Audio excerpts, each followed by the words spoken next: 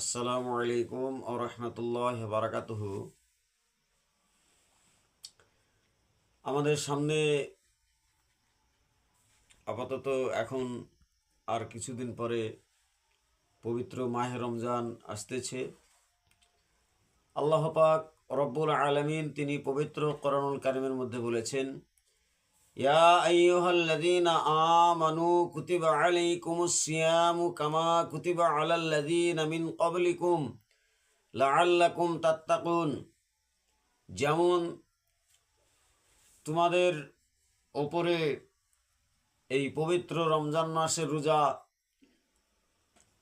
ফরজ করা হয়েছে, ওই রকম তোমাদের পূর্বপুরুষের ওপরও এই পবিত্র রমজান মাসের রোজা ফরজ করা হইয়াছিল, যাতে করে তোমরা মুত্তাকি হও। তো বন্ধুরা, এই পবিত্র রমজান মাসে রোজা করতে গেলে নবীজি সাল্লাল্লাহু আলাইহি সাল্লাম বলেছেন যে, ওগো আমার সাহাবায়ে কেরামরা, তোমরা রজব মাস থেকেই এই পবিত্র রমজানের পরিস্থিতি তোমরা নাও। নবীজি সাল্লাল্লাহু আলাইহি সাল্লাম রজব মাস থেকেই এই রমজান মাসের পরিস্থিতি নিতেন। তাই আমি আপনাদের কাছে একটি ভিডিও নিয়ে উপস্থিত হচ্ছি। তো চলুন সেই ভিডিওটি আপনারা দেখতে থাকুন।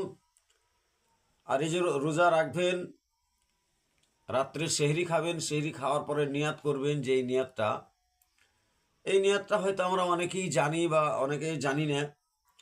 তাই আমি আপনাদের প্রত্যেকের কাছে এই নিয়াতটা শেয়ার করে দেওয়ার জন্য আমি ভিডিওটা আপনাদের কাছে করছি।